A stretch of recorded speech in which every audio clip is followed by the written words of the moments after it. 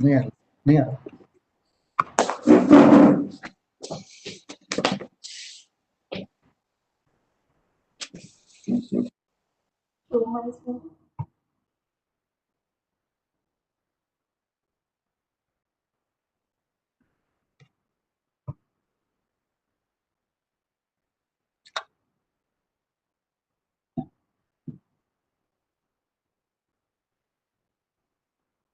नहीं,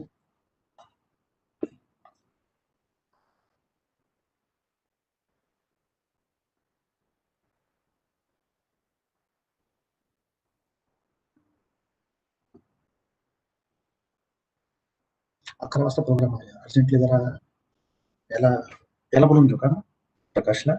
नाही आहे का?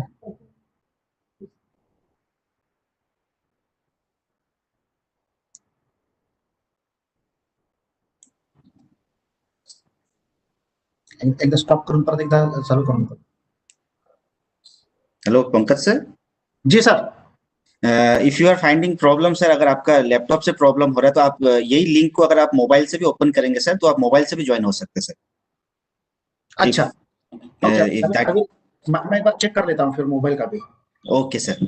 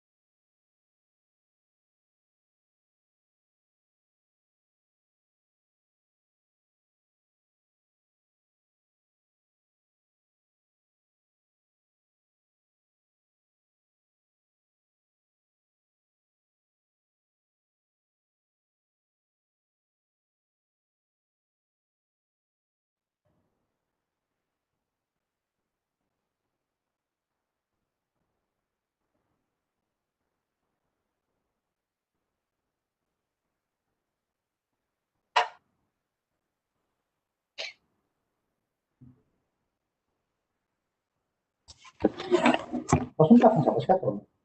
त्याला अल्टरनेट ऑप्शन करून ठेवतो.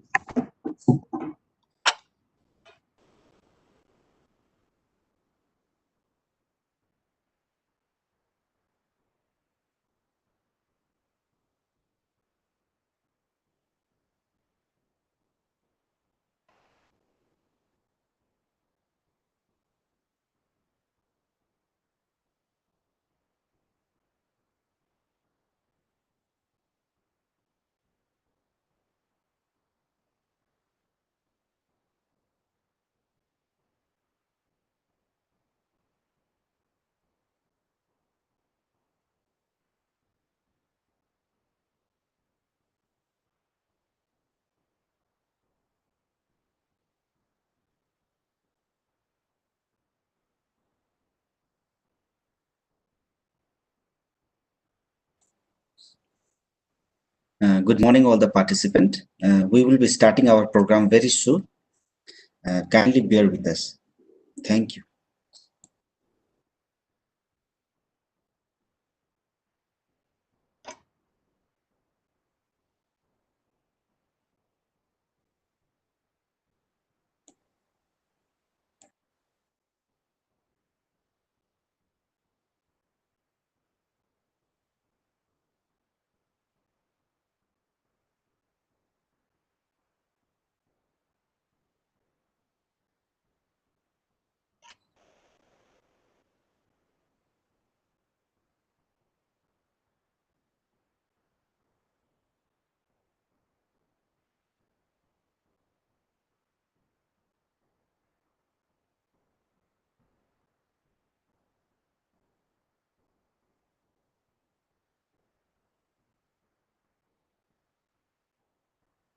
हॅलो सर, मी ॲक्च्युली पंकज पाठक सर आहेत ना, ते सिस्टममधून ना माझ्या मैत्रिणी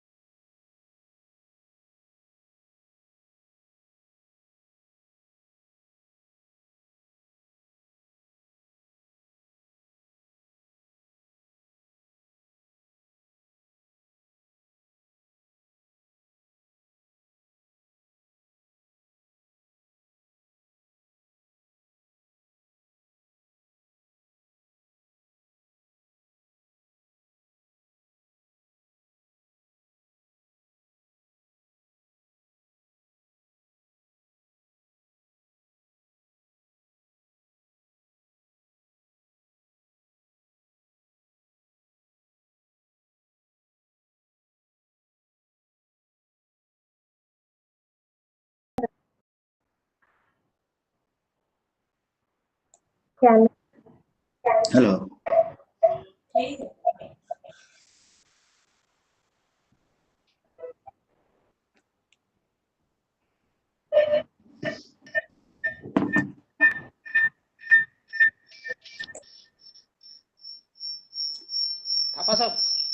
सर आपका दोनों माइक ऑन है सर, दोनों सिस्टम में। कोई एक सिस्टम का सर आप लॉग आउट करेंगे सर तो इको, हाँ यस सर, एक बार सर किसी एक का वीडियो ऑन करके देखिए तो सर सिस्टम का आपका। Yes sir, perfect sir. तो आप सर दूसरा सिस्टम लॉग आउट कर सकते हैं सर आपका, नहीं तो इको होगा सर। ये आपका, आपने जो मोबाइल से लॉग इन किया सर वो परफेक्ट है सर, बाकी दो सिस्टम आप। ठीक है, मैं मोबाइल से ही ज्वाइन करता हूँ फिर। Okay sir, thank you sir. तो हम लोग स्टार्ट करते हैं सर अब। जी sir. Okay sir.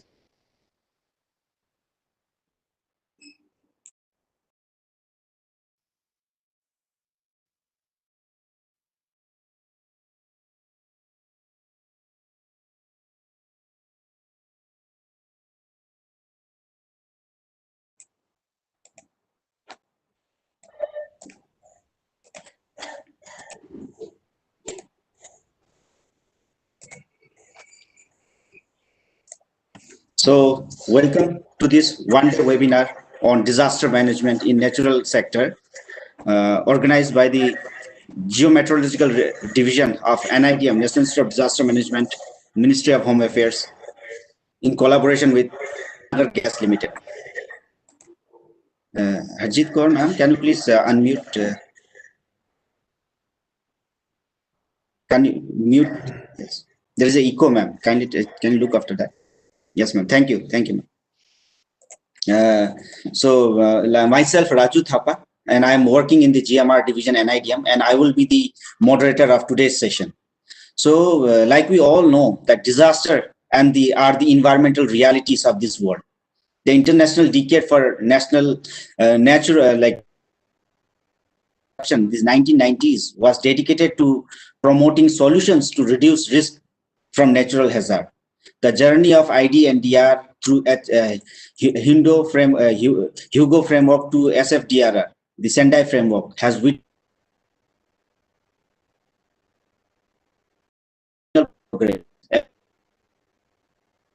of integrated and holistic approach to disaster risk reduction.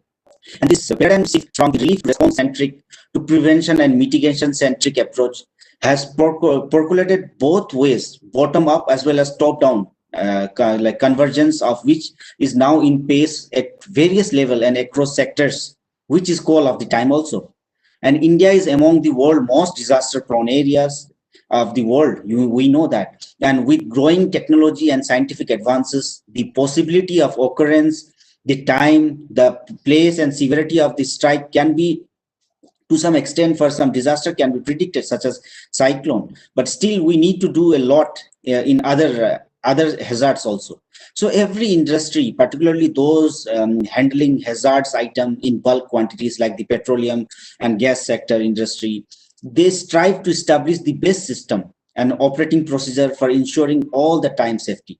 And the inherent risk in the oil well drills and productions, as well as its distribution, management of the risk, like they are adopting various engineering practices and positive attitudes towards safety and environmental protection.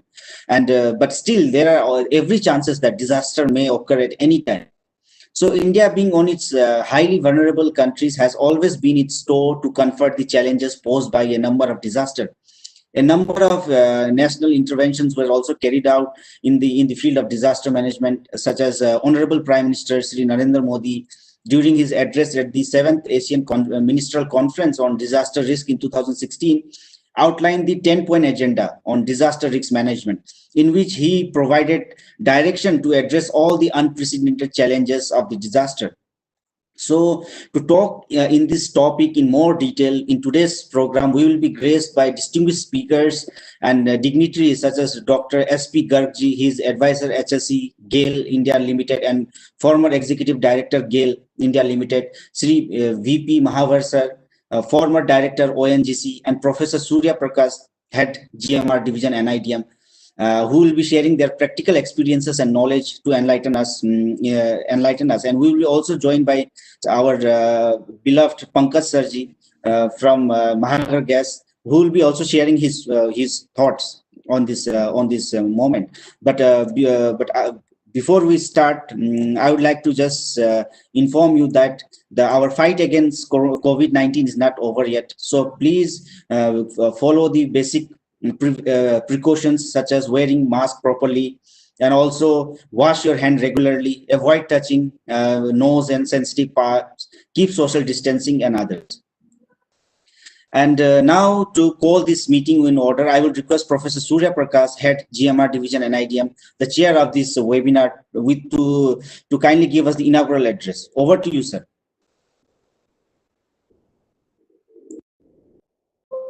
Raju, am I audible? Yes, sir, you are audible, sir. Yes, we are audible. Okay. Thank you and good morning to all the distinguished guests, dignitaries, and the delegates of this program. This is our first program with MGL, Mumbai. We had done several programs in the oil and gas sector involving our various experts from ONGC, Indian Oil Corporation, Oil India Limited, and other such PSUs. We welcome your interest in the field of disaster management. Oil and gas being an energy sector and one of the most important economic sectors of the country, particularly related to the developments and the contributions to our GDP. We have to be very careful. And in this regard, as my colleague has said, we had Sendai framework for disaster risk reduction, which was declared from 14th to 18th of March in the third World Conference on Disaster Risk Reduction at Sendai in Japan. But recently, after the oil well fire in Bagyan, Honorable Prime Minister has also invited attention towards capacity development in the oil and gas sector with respect to disaster management. This has also been followed up by our Member Secretary, National Disaster Management Authority, along with the Secretary, Ministry of Petroleum and Natural Gas. We have been working on this, and while working with all the oil and gas sector, we have also worked in other infrastructure sectors as well. At the global level, Government of India has taken a great initiative by establishing a coalition for disaster resilient infrastructure, CDRI.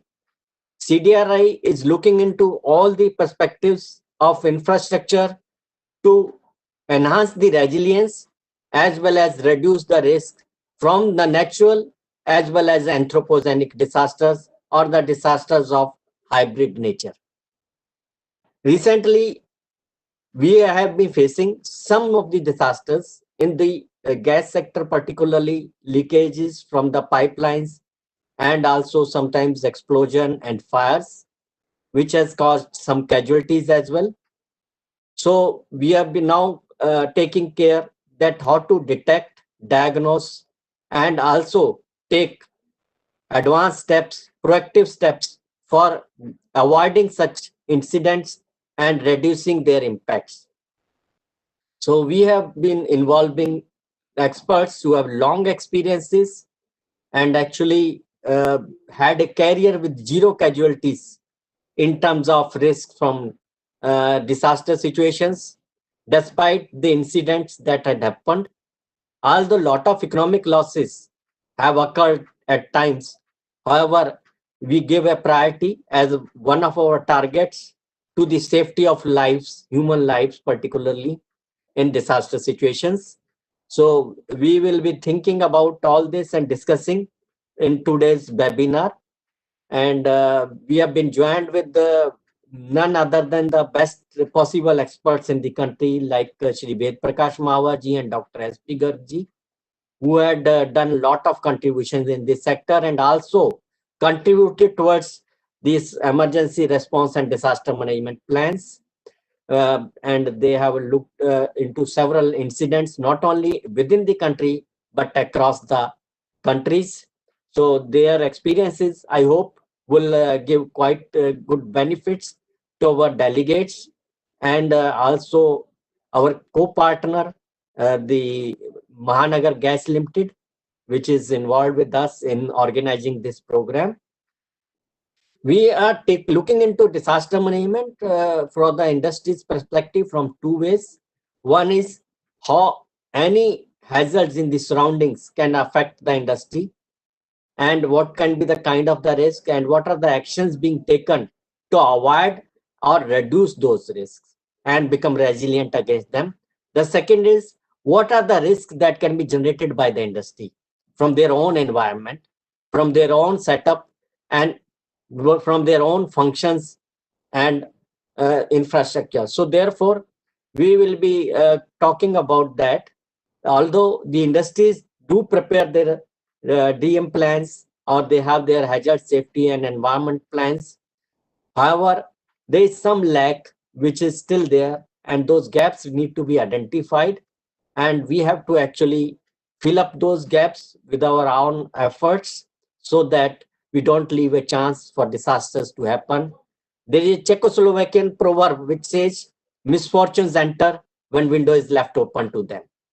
So these small things which we ignore actually become cause of major disasters or big disasters. So let's not ignore those small things which can be a cause of major disasters or catastrophes. So let's curb these disasters in their initial infancy state or gestation time, rather than allowing them to become big giant disasters. So therefore, this is my humble request to our delegates who would be attending this to take and note down some points which will be of practical use to them, and also formulate their policies, plans, and procedures for disaster risk reduction and resilience in gas sector, particularly because here in this particular webinar, we are going with the gas sector only, not the oil sector. So therefore, we will be focusing on more on that than the other infrastructures related to oil and gas sector. So this is my humble request that if any questions are there, please do ask them, because the speakers will tell you what they wish to tell or they consider is important from their perspective. But you may have certain other points of view or perspectives which need to be actually taken into account. So I would request the officials from MGL also to kindly put up questions or put up their issues and challenges that they are likely to face, and how our experts or our own people who are working on disaster management with different sectors can actually help. So this will be our endeavor to help all. And I would say, let's start our journey towards disaster risk reduction and resilience with your company, with your organization, along with other partners. In disaster management, we say all-inclusive and ecosystem-based approach. We have to actually consider that not only we should be knowing what to do and what not to do in any disaster situations, but also the people around us. As you know, in industries, we talk about on-site and off-site plans. And this was very much well established after the Bhopal gas tragedy, which was one of the biggest industrial disaster in the country or at the global level, you can say. So this is what actually was not taken care at that time, that communities around the industry were not well aware how to save themselves or protect their lives in case the methyl isocyanide like gases get released from that plant. So similarly, in gas sector, because it's a fossil fuels, they also have that vulnerabilities which are very high, and uncertainties are also very high. So uncertain, unexpected, and highly vulnerable elements of fossil fuels are there to be dealt with. So let's deal with them very seriously and critically. So these words, I thank the host and the moderator, Mr. Raju Thappa, for giving me this opportunity to give the opening remarks. Thank you very much and wish you all the best.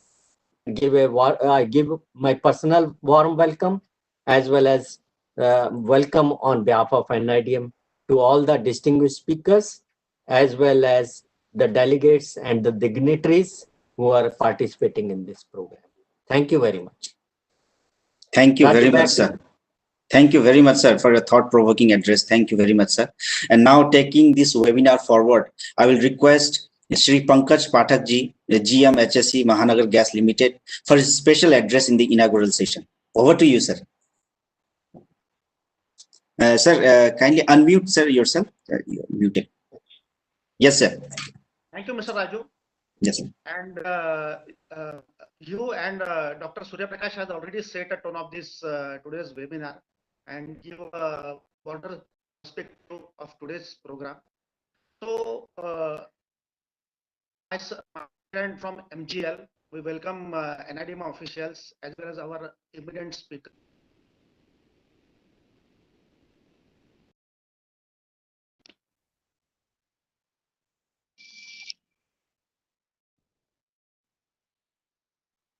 Are you getting my voice? Yeah. So we welcome you all for today's webinar as well as our delegates from Mahanagar Gas. As disaster management is a very critical process in every industry because we have seen in last week there was one incident about natural gas disaster at Kalol where there is the property damage as well as the fatalities also. And we are also operating in Mumbai and nearby areas. So the similar type of hazards with us. So we have already talked on our internal processes and internal but by conducting external trainings as well as discussing about these issues, so we can calibrate our present system and we should identify how to improve further because that is the need of an hour, and we should regularly check our practices as well as processes for improvement. At MGL, we set the process very well, but being the eminent speakers who is having more than 30 years of experience in this field, so getting their practical inputs. So we will again introspect our processes and systems of disaster management so that how we can control the disasters without damaging much, because disaster are preparing to manage the disaster in a right way. That is the overall goal of this today's webinar. So I think I will not take much time on this, and I will hand over this session to our eminent speakers, Mr. Dr. S.P. Garg ji and Shri Ved Prakash Mahawar ji. So over to you, sir. Thank you very much, sir, for joining us and your thoughts also, sir, regarding this webinar, and also setting the tone and the highlighting the objective of this webinar. Thank you very much, sir. So with that, we have come to the end of the inaugural session. Now we will move towards our technical session. And during this technical session, like Surya sir has asked, please raise your questions as much as you can. For that, if you are new to this system, there is a chat box and question answer box that you can see in your system. So you can raise your question in the chat box and question answer box, and kindly address that question to the party. You can address that question to all the panelists, or particularly if you want to ask any question to any particular panelist, you can do that. So after each session, we will have question answer session. So once presentation is over, we will raise your question to the participant, to the speaker. So you can type in your question in the chat or the Q&A box. So taking this today's webinar further, for our first presentation of the day, we have with us Sri Dr. S.P. Garg ji. He is advisor HSE GAIL India Limited and former executive director GAIL Limited. He has more than 36 years of experience in the field of fire and safety. Dr. Garg is also recipient of President Fire Service Medal. So with this word, without further delay, I will pass on the stage to you, sir. Over to you, sir. Yeah, good morning. Good morning, sir. Warm welcome to all the participants from MGL and other participants. Thank you very much, NIDM, for inviting me in this session.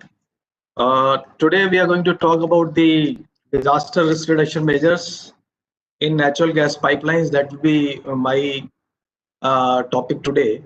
So let me share the slides first. Share.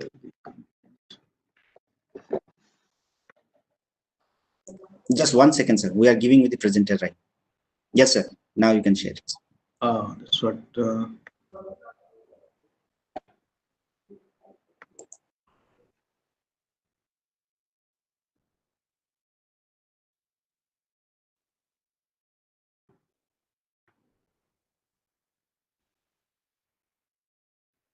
एक minute रुकना.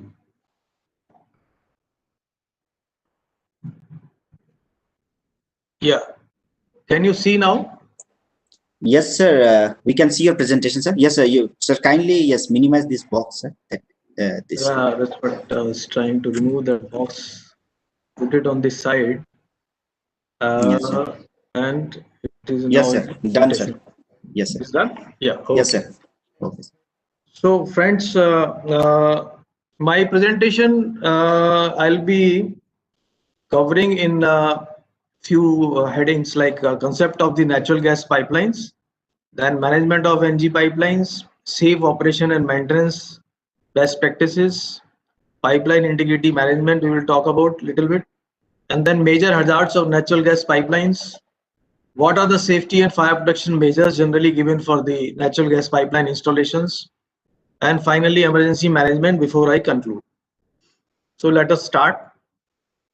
The natural gas cross-country pipelines, as we know, with the passage of time, with the increase in business activities, the overall growth of the country's business, there is an increased requirement of hydrocarbon transport capacities also. So pipeline is one of the safest mode. What is pipeline? It's a system of equipment designed to allow material to flow continuously or intermittently from one location to another. That is, in simple terms, the definition of a pipeline. Now, with sophisticated technologies, pipelines have advantage over other means of transport due to economic and safety considerations.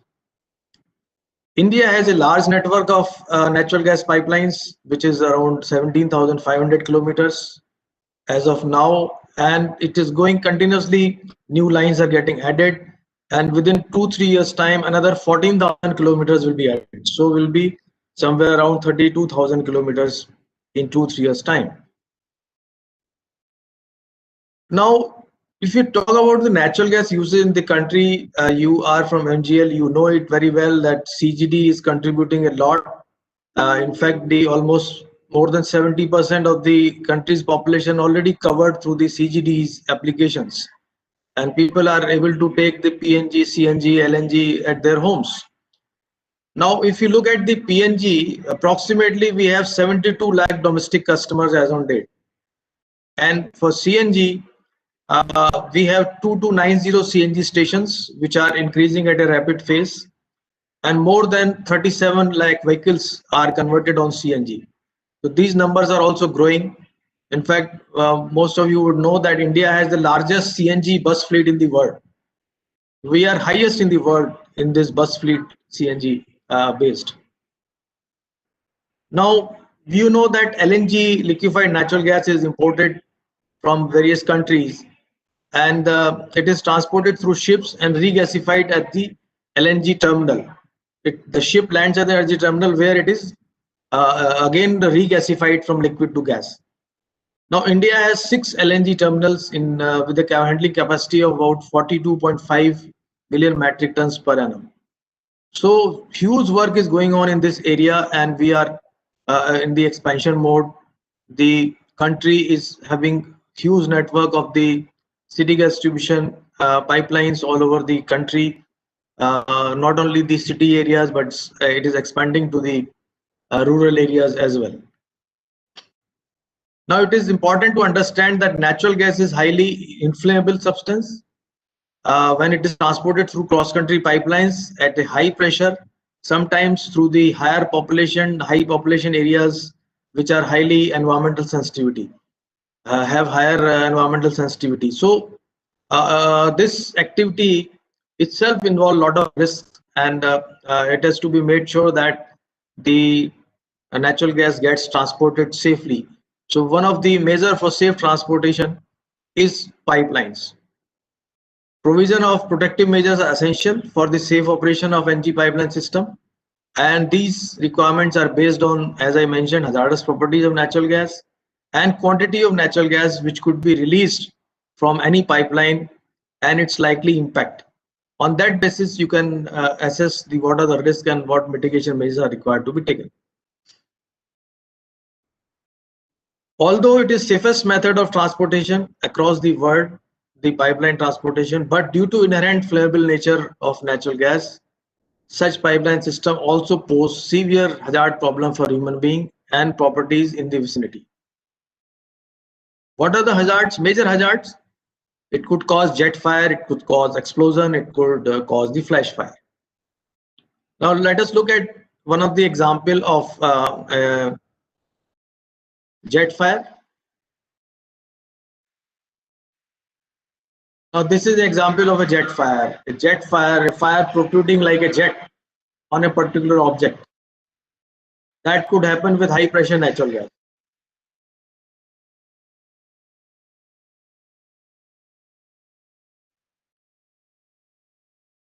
This is an example of another flash fire. So there is no pressurized kind of fire, jet fire, but it's a flash fire. Now I wanted to share some of the data of accidents which have happened on in the natural gas pipelines. The European gas incident data gathering incident data, if you look at, in fact, in 1982, 6 European gas transmission system operators, they took the initiative to gather the data on the unintentional release of gas in their transmission pipeline system, known as EGIG. They maintain 1,43,000 kilometers of pipelines every year. So based on that data, the region of incident accident, if you look at this pie chart, you will see that 35% regions were external interference, 24% corrosion, 16% construction defective material failure, etc. Then hot tapping 4%, 13% ground movement, and other regions about 8%. Similarly, if you look at our own country's data, which is presented by Oil Industry Safety Directorate, last 10 years data of 2004 to 15 of major cross-country pipeline incidents. Here also about 29% equipment failure were the regions, poor supervision 12%, inadequate job knowledge 1%, poor maintenance inspection 7%, non-compliance of PPE, fall and slip 12%. So 31% of pipeline incidents, they can be attributed to pilferage and third-party interference activities. However, 36% would be attributed to equipment failure and poor maintenance inspection, etc. And large number could be also attributed to human error.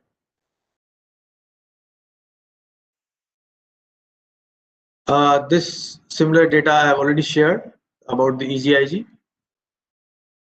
Now, overall, if we summarize what are the causes of pipeline failures, what are the regions of disasters happening, then the external interference, as we have seen in previous slides, then corrosion, construction defects, equipment failure, hot tap operation, ground movement, and others. These are the major regions of pipeline failures, natural gas pipeline failures.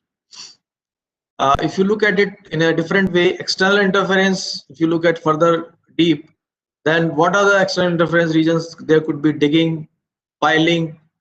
In CGD business, you would have also experienced that lot of construction activities, for example, laying of metro pillars or some other pipelines laying or some civil construction job. sometimes they do not follow the procedure, and the natural gas pipeline of CGD company gets damaged, which is happening quite often in different cities. So this is one of the reason of cause of concern. Then bulldozer, excavator, these kind of civil these machines for civil digging, etc. They also damage the pipelines. Then casing and sleeves failure, etc. could also lead to the corrosion. External corrosion, internal corrosion could be reasons. Construction defects, construction material defect, then welding defects, failure of components. For ground movement, the breaking of dike, then erosion, earth erosion, then flooding, landslides, mining, and others. These are the reasons. Then lightning and poor maintenance, etc., could be other reasons of failure of pipelines. So, what are the design and construction measures to reduce these kind of risks? National and international standards like OSD, PNGRB, BIS, ASME, API, these are followed during design, construction, operation, and maintenance measures. Now, environmental consideration based on environmental impact assessment and risk analysis study is carried out for the pipeline and all the pipeline stations before even the construction starts. Rapid risk analysis, as you would be familiar, it is done for such projects which are going to be hazardous in nature. So there also the risks are mapped and the mitigation measures are decided right in the beginning of the project. Then hazard and operability studies are done, the hazard analysis are done. Proper layout and distance of facilities as per the OSD standard 226 and other PNGRB regulation, that is maintained. Then SCADA system for the pipeline length of 50 km above. Leak detection system with provision for identification of location of leak and isolation of affected section from a remote operation for all the pipelines which are 50 km length and above. These are the standard provisions in the cross-country pipelines. Then there are sectionalizing walls, which we call SVs, at a maximum distance of 32 km, depending on the class location.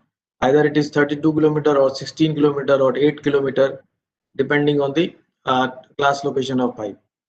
Then provision of remotely operated sectionizing walls, so that in case of any sabotage, any puncturing of the pipeline, that particular section could be the gas could be evacuated from that section. In fact, nowadays, even the city areas, the sectionalizing wall, more and more sectionalizing walls are put on remote, not only remote, auto operation, so that with the difference of pressure, the wall get automatically shut and there is minimum amount of gas leakage. That section gets isolated. Then picking facility for internal cleaning, internal corrosion, we have to provide picking facility for all the pipelines which are 4-inch and above diameter and 10 km and above in the length. These are as per the guidelines. Adequate safety instrumented system is designed for mainline pumps, motors, engines, and storage at receiving or delivery terminals, etc. Emergency shutdown facilities and emergency gas venting provisions, as I mentioned. If you want to talk about the legal framework, then in India, these are generally three important provisions. PNGRB, that is technical and safety standard, we call it T4S standard for natural gas pipelines. Then OSD standard 226, again for natural gas pipeline and CGDs. And ASME 31.8, which is for gas transmission and distribution piping systems. While managing these pipelines, we provide supervisory control and data acquisition, that is SCADA, for increased efficiency by minimizing the fault response time and maximizing the public safety and site safety. Then we have DCS control system, distributed control system, maintaining real-time data of all the pipeline parameters, supply and operation control of facilities, instant leak detection with the help of RTUs, and integrity management system through software solutions, instant risk overview of asset systems, all assets pipelines data, they are saved in one central data management system, planning, execution and tracing of all integrity management activities, then integration with the existing GIS and ERP systems, And then we have a nodal control center in the form of RGMC and NGMC, which I will be showing you. In case of GAIL, we have a NGMC, National Gas Management Center at Noida, which is a nodal center for entire pipeline system. And then we have Regional Gas Management Center, which we call them as RGMCs. They are spread over all over the country. Yeah. This is a block disturbing. Yeah. Okay. Then you have remote operated shut-off valves. This, as I was mentioning, not only remote operation, but we have auto operation also. Now, this is a architecture which shows the NGMC sitting in the Noida, and then you have RGMCs, NCR, RGMC Vijaypur for MP, RGMC Agartala, then RGMC Rajahmundry for that region, then RGMC Kochi, Karaikal, Bangalore, Maharashtra, Gujarat, Jaipur, and like that. So these are the centers which are having the control, and they supervise the movement of gas to various consumers, and they can also, through these NGMC centers, you can also shut the valve if requirement arises. Now, to understand the pipeline operation and maintenance, we have to acquire a right of way for laying the pipeline. Depending on the type of number of pipeline and the size of pipeline, you acquire a land strip, maybe a 20-meter width or 30-meter width, 40-meter width, which is called at ROU, where the pipeline is laid buried at a minimum depth of 1 meter. And then you are having a right to go over it, maintain it, although the crops can be raised over this area, but no permanent structure can come up. So these are called ROUs. They look like this, as shown in the picture. And to maintain the pipeline integrity, it is necessary that patrolling is done regularly. So for that, ground patrolling is done once in a week, aerial patrolling through helicopter is done, foot patrolling is also done, and then during even night hours the patrolling is done. Nowadays we are also using drone. We have started using drone for patrolling in a more effective manner. Now, to maintain these pipelines healthy, we have to carry out the pigging. As I mentioned, pigging removes the internal dust or internal impurities, and that is called cleaning pigging. And then the internal health of the pipeline is also known through intelligent pigging system, which is required to be done minimum once in 10 years. Now, you have a look at this picture, this video, then you will come to how the pig moves inside the pipeline. It's a very short video.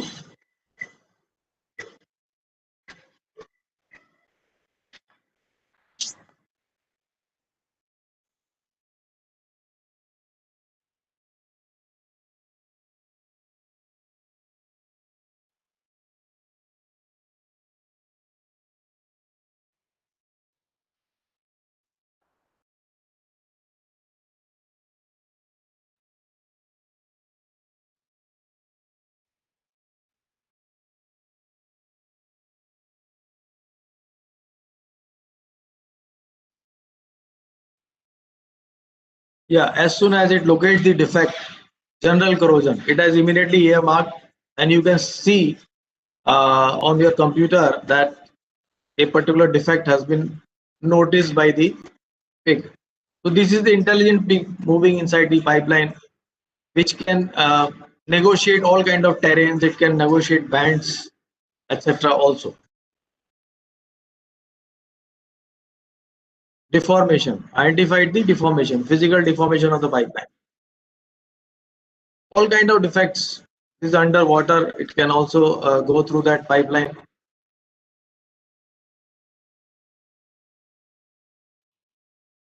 Capillary anomaly. So I'll skip that. Inspection of cathodic protection system. Now, the for external health of the pipeline, to avoid the external corrosion, you provide the cathodic protection system. And for that, certain maintenance activities are to be carried out. You have to carry out PSP, pipe to soil potential, has to be measured in a certain frequency. And then externally, you have pipelines have coatings which are to be surveyed from time to time. For that, Pearson survey, direct current voltage gradient survey, and CPL survey, and the current attenuation tests, etc., are done minimum once in 5 years to ensure the healthiness of pipeline coating. Because pipeline coating is saving pipeline. A small damage to the coating can damage the pipeline integrity. Pipeline intrusion detection system are also provided, because these days you find that some people are knowingly or unknowingly trying to intrude the pipeline, trying to make some dent on the pipeline for some other purpose. So this is an intelligent system which immediately gives a signal if there is a third party, somebody is trying to dig over the pipeline, or some tractor crossing, or some civil machine, mechanical machine goes over it. Immediately the message is received, and the quick response team rushes to the site and takes the immediate measures. Then for better operation and maintenance, you carry out the you prepare the manuals, operation maintenance manuals, which contains all kind of information, operation set points, then normal shutdown procedure, temporary operations, what needs to be done, emergency shutdown procedure, all those things. If you look at some of the best O&M practices to maintain these pipelines, these are, of course, national and international codes are followed. Latest process safety information is provided to all the operators. Standard operating procedures are prepared, and they are visited and revisited every 6 months to 1 year. And SOPs are always prepared with the help of operators, ground level operators who have best knowledge about the ground realities. And we have also prepared certain animated films to make the operators trained on these SOP, how what are the steps in a particular SOP. Say there are 10 steps, so they should remember by heart that these are the 10 steps to be performed in a particular operation. So for familiarization and for remembrance, they are also shown the animated films. Then we to keep focus on the outsourced manpower, because a lot of manpower is outsourced and they are less knowledgeable people. So they are to be time to time trained and made aware of toolbox stock, and other trainings are to be given to them. It is to be ensured that the employees have minimum qualification experience, and they follow these stipulated codes, regulations, and also engage subject matter experts on aspects like pipeline corrosion, cathodic protection, inline inspection, coating, metallurgy and welding, etc. Because subject matter experts, they could guide you in case of emergency, and they could provide you the real insight into a particular problem which may arise during the operation and maintenance. We have also developed NACE certified corrosion experts to provide the important views on the corrosion of pipelines. All the pipelines have been mapped on the GIS platform, through which the entire information with relation to the area from where the pipelines are going, the terrain, what kind of terrain they are passing through, and what are the resources in that particular area. Suppose a puncture line gets punctured in that particular area, what are the emergency resources available, what are the contact details of district administration, fire services, hospitals. All those things are built in through this centralized pipeline integrity management system software, and through this GIS mapping of the entire pipeline system. This helps to tackle emergencies faster. Now, leveraging IT in safety functions like work permit system, incident accident reporting, analysis, all these processes have been built on the SAP platform so that they are efficient, and just like other operation maintenance processes, these safety processes are also efficient and easily accessible, and each and every employee and the other stakeholders is able to approach them. Say, so for example, if work permit is to be taken at a remote area, so through HSC app, it should be available on the mobile, and the work permit should be easy to take. For integrity management, these are various kind of methods which I have already discussed. I'll show you a small film on that.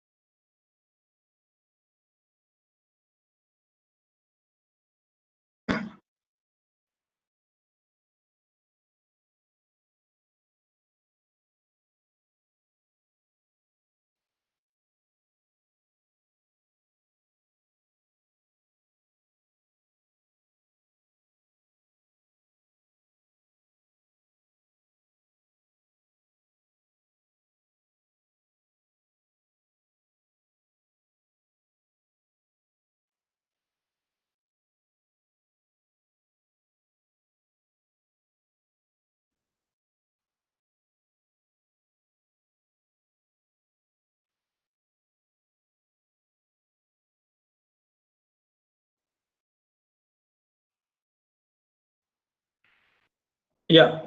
So this was a small video film about the pipeline technology. Now let us look at some of the safety measures. You may be aware also that each hydrocarbon company at least has the HSE management system. It consists of the HSE policy statement by the CEO and set of detailed processes supporting each activity in the safety management system. Then you have detailed operation maintenance procedures, then periodic monitoring, review, and reporting of performance. In fact, in GAIL, we have a system wherein we maintain a 10th of every month is observed as a monthly safety day, wherein half day each officer in charge of the site has to devote a half day reviewing safety measures of that pipelines. What is the position of safety audits? What is the position of implementation of various new initiatives in relation to safety? A to Z related to safety is discussed in a half day through a checklist which is given by corporate office, and then report is submitted to corporate office. Therein the directors review it once in a month. What are the exceptions or each site wise, and they discuss with the site in charges like executive director, general manager, etc., and insist upon the early completion of the balance points. And then the HSE score is also allotted to each site so that they are sensitive about it, and the combined GAIL score is also worked out every month. So these are ways and means to implement the safety management system in right earnest. Then you have emergency management, emergency response disaster management plan. The HAZOP studies are done. Then for any management of change, HAZOP has to be done. Then QRA is done as per the rules regulations. You have work permit system in the part of the safety management system, structured training system, etc. Then we also carry out awareness program for surrounding villages, because wherever the high pressure pipelines are going, the villagers, nearby villagers have to know what is their role in case of emergency. Secondly, they should become ear and eyes of the operating company like GAIL. They are the first person to see it, so that they should be able to quickly inform the company so that immediate action can be taken to address that. So for that, we carry out the awareness programs through audio visual measures, through Nukkad Nataks, which we conduct. MGL also would be conducting, I believe, and that create a lot of impact, and general public comes to know what are the risks of natural gas, what action they need to take in case any leakage happens. And we have a GAIL Sayogi scheme also to encourage them, motivate these villagers to remain in touch with such people. Then collaboration with government authorities on management of emergencies in hydrocarbon pipelines. This is also very important. They are to be sensitized that these are important installations, and we need the support of government authorities in case of any emergency. Then fire protection system, quickly, I'm not going to detail. These are the fire protection system installed at the, say if you are running a cross-country pipeline, so gas compressor stations and other SVs and IPs, you have such installations where a fire can be tackled immediately. So we have smoke detectors, then you have electric operated sirens, then manual call points for emergency call, manual operated fire siren also, and provision of firefighting equipment like fire pump, etc. is provided. This is a typical example of one of the compressor station, fire water to fight two major fire. This is as per OSD and PNGRB regulations. This is a view of firewater pump house. Dedicated firewater pump house is provided to maintain sufficient pressure in the firewater network. In case of emergency, you should be able to draw water as at a required pressure through hydrants and monitors.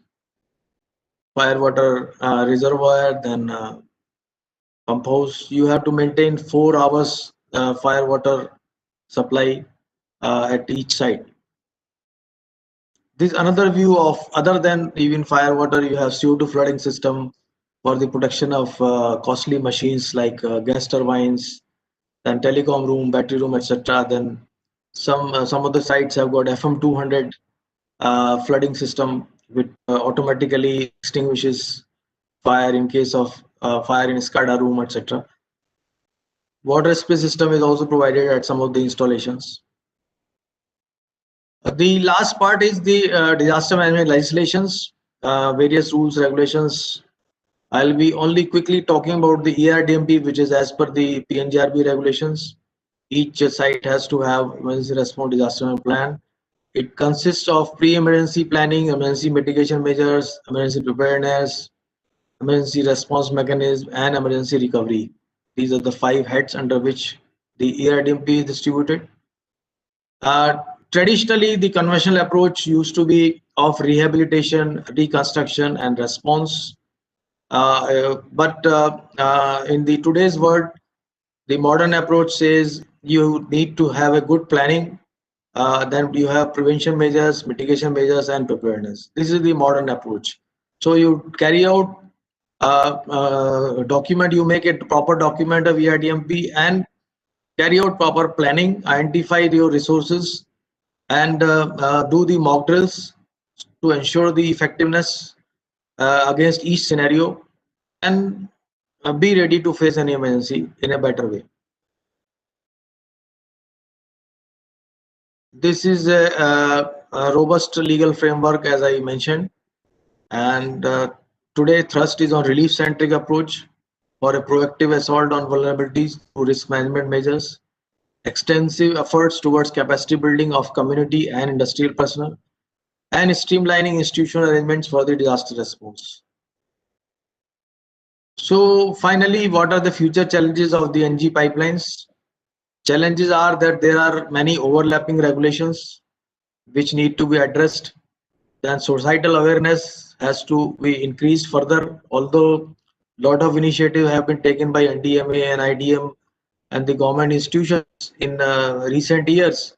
A lot of mock drills are happening with the society and public to make them aware what are the risks and what is expected out of them in case of an emergency, so that the casualties and the injuries are reduced. Rapid urbanization nearby the pipelines, wherever pipelines are laid, that time the population is found less, but over the period of 5-10 years, you find that new population has come in, and the rapid urbanization also creating challenges to the operators. Then third-party damage is already I mentioned. Wherever you are laying new pipelines, the difficulty is that third party also damages our pipelines, and even operating pipelines, many incidents happen, the gas leakages happen, fires happen because of third party damage. Encroachments, the ROU is encroached. Many areas it has been noticed, even though it is illegal, still there are many incidents of encroachments happening. So people have to be very alert, and with the help of district administration, any new encroachment needs to be immediately noticed and removed. Absence of nodal agency, a single nodal agency for all kind of construction work, maybe through railways or through civil, the civil authority within the city area or municipal areas, and the industry. For everyone, there should be a common nodal agency for giving clearance. So it will remove the chances of communication gap and other gaps. So finally, disaster risk reduction in the natural gas pipeline is achieved through continuous efforts at all stages to ensure that pipeline is designed, commissioned, operated, and maintained as per the established guidelines and best practices, with sites following codes. I think with these words, I will close here. And this is my email ID. If you have any questions, you are welcome to write to me, or even write to Mr. Raju Thapa in NIDM, so that we can address those things. My email ID is sp.garg7826@gmail.com. Thank you so much. Thank you very much, sir, for your wonderful presentation. Two questions that has been raised by the participants, sir. Okay. The first question is from Sir Prince Johnson, and he wants to know, sir, in how many years that it has to be replaced? It has to be replaced. Yes, sir. Okay, like what is the tentative time? Generally, 25 to 30 years is the time which is considered while laying a pipeline. But if pipeline is healthy, you can continue, you can carry out a study, what is the residual life left with that old pipeline, and if all parameters okay, you may still continue, but generally it is planned that it will continue for 30 years. That is the on an Yes. average life. There is one more question, sir, from GJPN Murthy. And the question is, sir, whether potential impact radius, we say PIR, is calculated at with the basis of high potential consequences areas, HCA. Like how it is calculated, where like potential impact radius. This is with reference to what?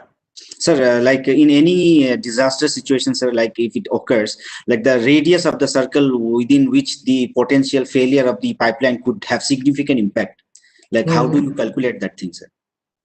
No, in fact, it is based on the population density. Even the pipeline thickness is decided based on the population density of that area through which the pipeline is passing. If it is passing through a city area, then you will find that the pipeline is of higher thickness. If it is passing through a remote area, the pipeline thickness is reduced. So there are the class locations 1, 2, 3, 4, and each class location has been defined that under this class location what should be the thickness level. Thank you, sir. These were the only questions, sir, that has been raised. Thank you very much, sir, for joining us. We knew, sir, you were engaged in other program also. Yeah. First time, so thank you very much, sir. Okay, thank you. Welcome. Bye. Thank you, sir. Yes. So with that, we will now move on with our next presentation. For that, we have with us Sri Ved Prakash Mahavarji. He is a former director of NGC and OMPL Limited, Board of Governors of India, Tech Foundation India, and also President of SESPRO, Society of Health, Environment, Safety, and Sustainability Professionals, New Delhi. Sir has a very vast experience in oil and gas sector. Sir has been working more than 36 years in this industry.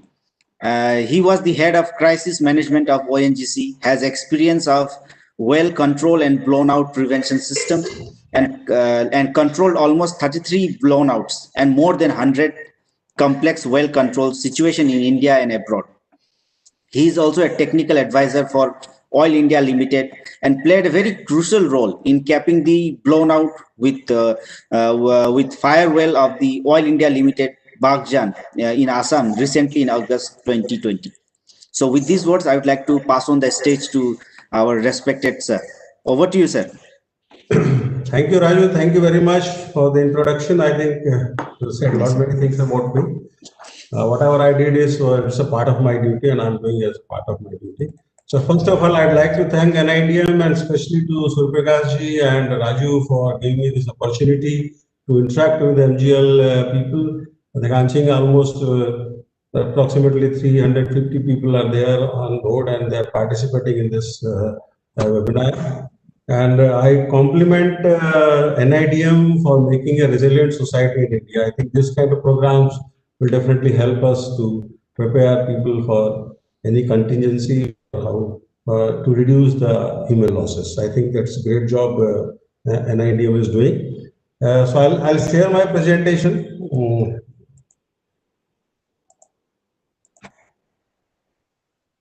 Meanwhile, okay, that's already shared. It was ready almost. So I'll make it as in the presentation mode. Friends, I'll talk about city gas distribution. I think Mr. S.P. Garg has spoken a lot about the pipeline and pipeline integrity and a little part of the disaster management also. But I'll be talking about some practical points, practical things which we are facing in field and how we can reduce the incident rate. You might have seen a few of the photographs I have put in, how we can reduce these incidences and what are the measures we have to take. So before I go to this presentation, I'll just talk about the gas. Because if you see in this country, so there is one small window, I think, that is open in front of your picture. If you can just minimize the picture, I think you can see your own picture or something. Yes, sir. If you can drag it. Okay. That's it. Okay. Yes, sir. Thank you, sir. Okay, thank you. So I'll just give about the gas, what is the gas economy is going to do in our country. If you see the energy basket, till today the coal is the leader. It's about 55 to 56% of the coal is there we are using as energy, and oil is about 30%, and gas is only 6%.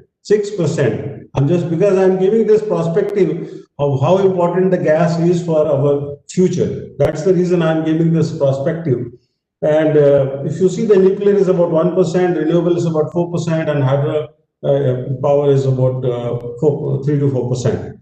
So in total, if you see only gas, it's only 6%. And our government is targeting that by 2030, this 6% you have to make it to 15%, more than double. So friends, you can understand how important the gas is for our life.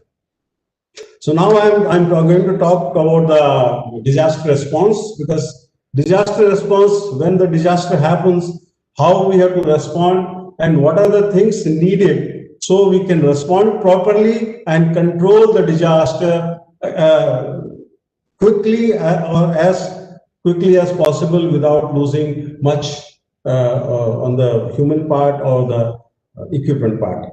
So disaster response is there's nothing but it's managing the consequences of disaster and providing immediate relief as well as taking steps towards restoring normalcy. This is in nutshell, I can say. What are the responses for effective disaster control? If a disaster has happened, I think Mr. Speaker has given that about the pipeline and so many things. What are the things available? Even after that, even after taking all the care, we still have the disaster. Recently you had a Kalol problem where we had that, and before that, few more problems have happened in the pipeline or in the gas sector. So in the city gas, I think this will be more vulnerable because it is directly related to the people. So here, the most important thing, if I'm talking about the response, is the action taken in the initial stage. Suppose a gas leakage has happened. I think Govt is also talking about that.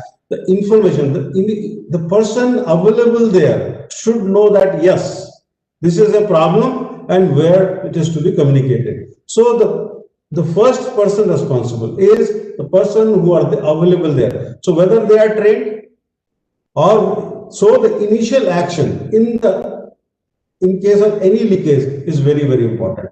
If you are not going to take the right action, then it can exaggerate and can create a lot of other problems. Other thing is, important thing is, one is information about that. Another thing is evacuation of the people from that area. If the situation is like that, how the people are to be evacuated from that place, because the people's safety is the foremost important thing. It should be kept in our mind, because once the human life is gone, you can't bring him or her back. It is very important that we should see that the people are being saved. So where they will be taken, how they will be evacuated, that kind of thing should be there in disaster control.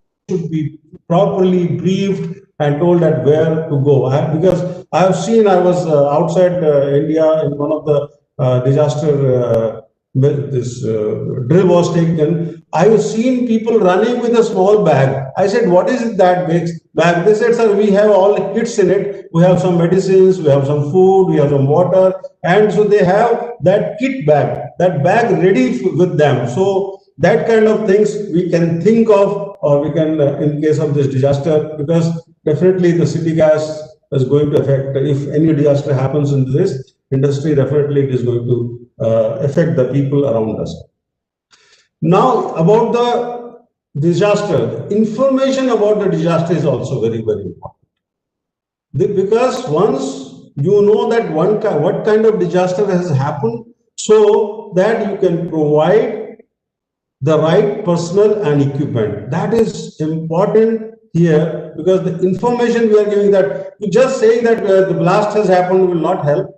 Where the blast has happened, whether it's a small line, a big line, or how this can, whether we can do something online. So these are the things, the information flow or information about the disaster is a very important factor. If you are giving the right information, you will get the right tool, you will get the right personnel in place, so you can mitigate that disaster in the fastest possible time.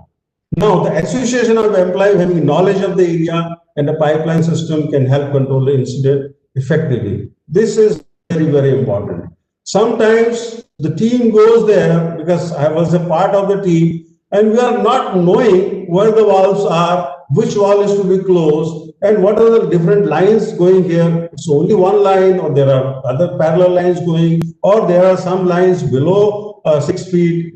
So this kind of information, the person who is knowing about that area should be associated with the disaster control person, or disaster control team, so that you can quickly do the rescue, or you can quickly bring the situation into normal situation. So this is very, very important things, because we have seen, because I have controlled so many blowouts, so many incidences. When we go to the place and we have been given that this is in the well and this kind of thing is available. So when we start preparing and do our action, we find it is not that, it's something else which is happening there. So that gives an idea sometimes that yes, whatever information was given was not correct. There is something else which is there in the place where we have. Now, what is the objective of the response plan? Objective of the response plan, the foremost thing is protection of people. So that is when we are making any response plan or disaster management thing, we have to see that how important is for us to protect people around that disaster. Another is protection of environment, definitely, because nowadays environment is a lot of concentration has been given on that, and it is to be, because environment is very, very important for our future generation. Now, protection of company property, that's another thing, because the equipments which you are using are costly. If you see about the meters, or you see the pipelines, whatever the equipment we are using is definitely a costly equipment. So definitely we should try that. If we can save the property as much as possible, we should save not only the company's properties. In case of city gas or in case of MGL, I think the property of the people where the pipeline is going is also important. We have to see that how we can save those properties. And protection of resources, because gas, when we are talking about 6 to 15%, definitely the gas will be there, gas.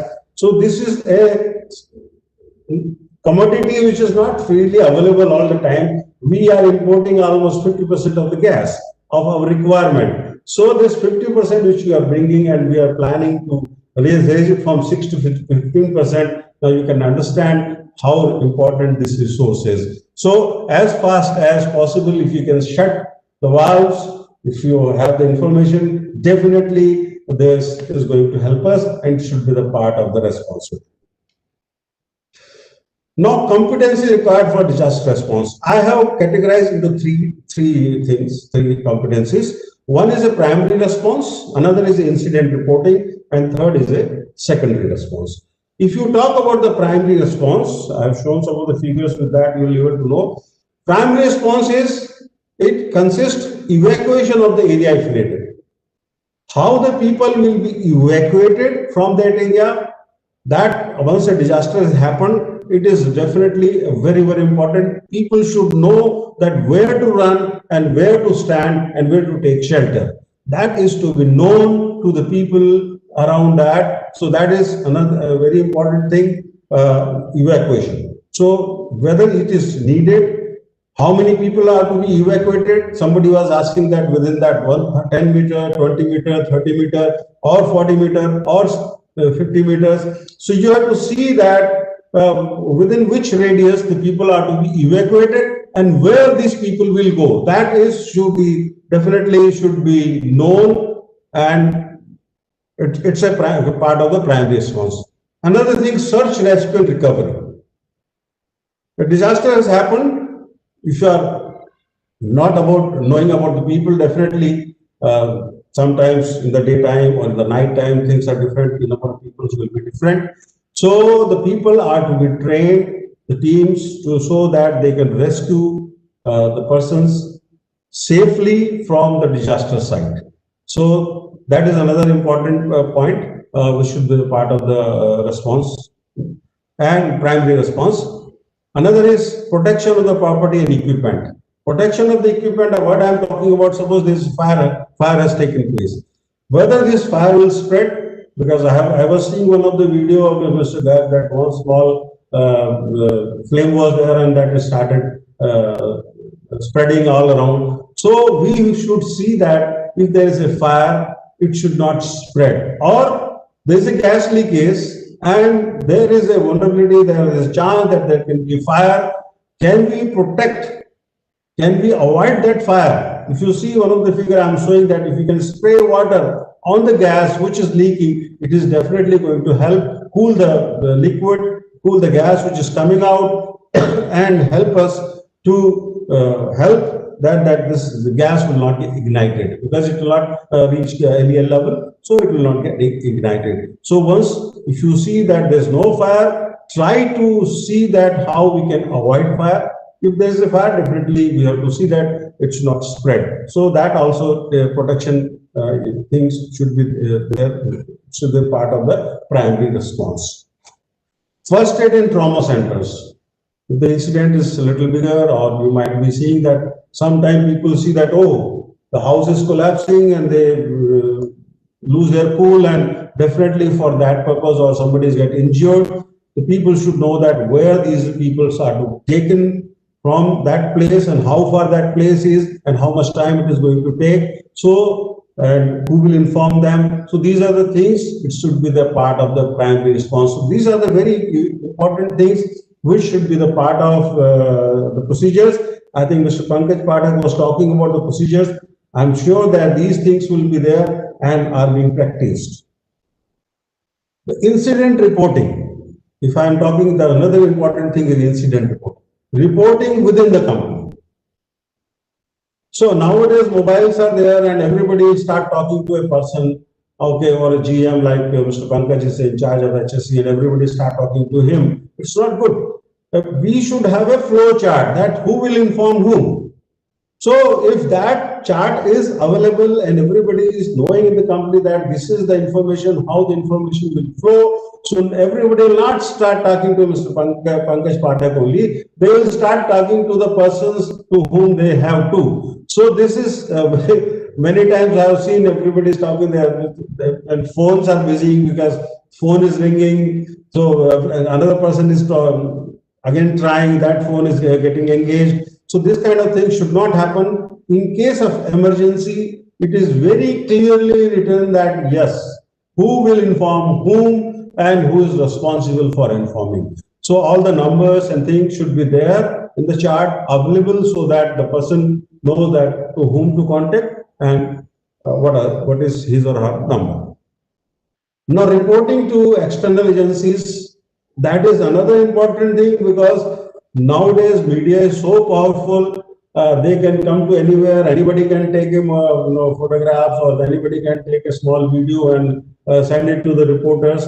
So the information, the reporting of the incident is very important to the government authorities, regulatory authorities like Pankaj was talking about OISD and other bodies, and the media.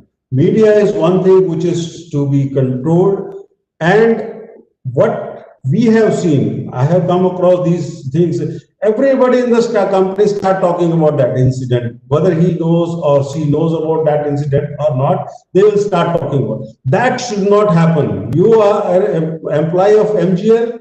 You should do whatever has been told to you. Don't talk which is not known to you, because sitting in office or getting some information from somebody who is not expert or knowing about that incident properly, if you pass on some incident, that is going to damage the company. So my friend, it is my humble request to all of you, I think, who are listening to me, don't start communicating from your side. Don't give any feedback if you are not knowing anything about that and you are not authorized to do that. So external reporting should be done through a single window only and through a designated person. So that should be seen should be practiced and to be told to each and every employee.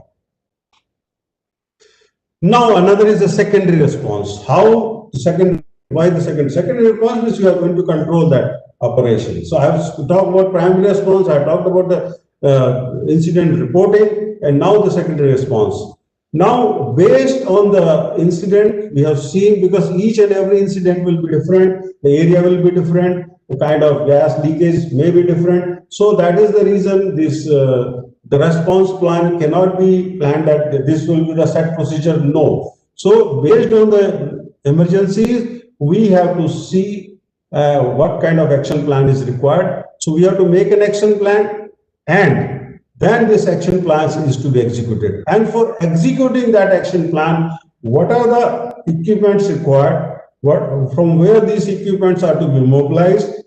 This all things will be done by the disaster team who is available there, who are authorized to this job. Not everybody, like NIDM is there, their people are there, if they are given a charge. So they will decide that who will come, and they will decide these are the equipments required, and the MGL can tell, yes, these are the equipments, we have a tie-up with them, we have these equipments are here and there, so you can mobilize those.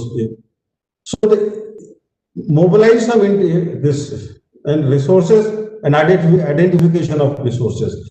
Suppose there is a fire and everybody is running from where to call the fire tenders. So in this case, I think you should have an agreement with the fire agencies. I think nowadays every city has a fire stations. Every state government has fire stations. So you can have a tie-up with them, and nearest one will be the fastest, because the response time here is very, very important. So we have to have the tie-up in the beginning itself, that in case we have any incident or any disaster happens, these are the fire tenders, these are the place where we have to call, and these persons will be mobilized. And some other resources are required. Where these resources are located, they should be known, well documented, so you can call a person, you can mobilize the person, and you can mobilize the equipment in time, so the specific emergency which is there can be controlled effectively and efficiently. Monitoring of progress. We have made a plan. A bar chart was made and it was being flashed everywhere. This will be done like this. Now we have to monitor that plan, because once an emergency has happened and you go and you see that you have planned, we will do it like this, but actually when you have gone near to the incident and saw there are some different, there are maybe some more few pipelines, or there is some other pipeline which is going, there may be some fuel line which is going from there, you're not aware of, or the people are not aware of. So now your action plan may change. So the monitoring of the progress is important, but when you monitor the progress, your progress will need some changes based on the actual things which you are seeing at the disaster site. So you should be in a position to take the corrective actions also if you are going for a disaster control. Another challenge which is very, very eminent, and we have seen everywhere it is happening, population nearby. Sometimes population will cooperate, or sometimes they may not cooperate. They may become hostile, because if a property of a person is lost, definitely he or she will be definitely furious. So the best way is let the people should be informed. I think Mr. Garg has also told about this. The nearby people should be informed that this is a gas pipeline which is going from there. This kind of hazards can be there, and what they have to do in case of this. And we have the plan, we have the action plan in hand, and this is the way we will definitely control it. So the effect or the losses will be minimum if something happens in this area. So that kind of comfort we should give to the nearby population, so that it will make your life easy if there is a disaster happening in that area. Environment protection, again, it's very important because the gas is released, so definitely it is going to pollute that area. Fire is there, definitely a lot of CO2 and CO will be there, so that is going to pollute. So that is another thing which we have to see, that how we can protect the environment. Another thing, prevent fire. I already explained that. So nearby fire tenders, if they are available, you can call this fire tender and you can avoid the fire if it is only gas leakage. In some of the cities, I think that the old cities, Shimla and all these places, I've seen the fire hydrants are there on the road. And till today, if you go outside, if you go to Houston or some other places, the fire hydrants are there in the cities. So that kind of arrangements are there. In case anything happened, they can use those fire hydrants for fire control, and that can feed the fire tenders also. That kind of arrangements are there, but not in all the cities. But this is one thing I think that when we are laying a pipeline, can we think of some water pipelines nearby if some hazards? If you see that with the hazard analysis, these areas are more vulnerable for any incident or accident or any disaster. So this kind of thing can be, we think of, we can prepare ourselves to minimize the damage to that area. Now the control plan. So action plan we are taking, you have to deal with the public, because definitely it will be a great task, Herculean task. A lot of people will be there, bringing the equipments there, bringing the people there, and convincing them will be a Herculean task. So these control plans which you are making, considering all this, so we have to take them in confidence. Yes, thus we are going to control this, because recently when Bhagjan we were controlling, people were not allowing us to go. Once they have allowed it to go us inside, we went inside, we worked up to 6 o'clock, but they did not allow us to go outside. Till 2:30 in the night, we were on the road, and there was a rain, so we were drenched in the water. So that kind of thing can happen. So the people are to be educated. They are to be told that, yes, we are with you and we are for you, and we will control these incidents as fast as possible. And the coordination with regulatory agencies, this is another important thing, because a lot of agencies will come there. They will start seeing that whether these safety procedures were being followed and how it has been monitored. So I think the life of Mr. Pankaj Pathak will be difficult at that time if any incident happens. So he has to have a tough time, because convincing the regulatory agencies that we have all the procedures in place and it has been practiced, still this has happened, why it has happened. So this kind of things, the practical thing which is going to happen there. So the preparedness and capabilities are important. Why? Because we don't want this kind of incident to happen. So if you are well prepared, we have capabilities available with us, and definitely this kind of incidents can be reduced, can be minimized. We can't make it zero. It's very difficult. We can talk about the zero incident, but it's very, very difficult task. But definitely we should aim for zero fatality and zero incident. That should be the objective of any response plan. Now, what are the bigger tools for studying response competencies? The tools required for that. Number one is regular training. That is important. You see this training GIS has been given, Geographic Information Systems. Nowadays, with this GIS, we will know where the pipelines are, and we can integrate this to the pipeline integrity management system. I think Mr. Garg was talking about, and it will give you total information. And nowadays there are 3D images. You can see that where your gas pipeline is, where the cables are, and where another water pipelines are. So that those things you can still see in your office.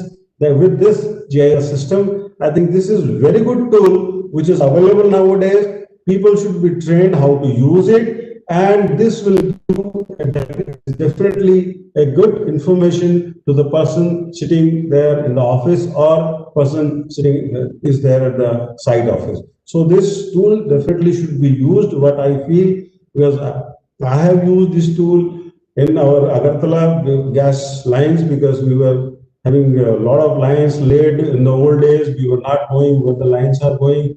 So when we started tracing those lines, we found that where we thought the line is, it is not there, it is somewhere else.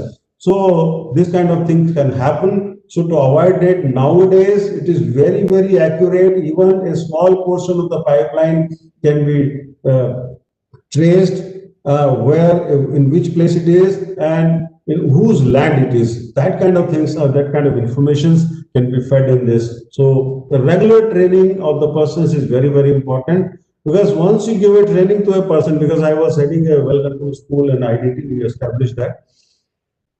If you tell them 100 things, everybody will not carry 100 things.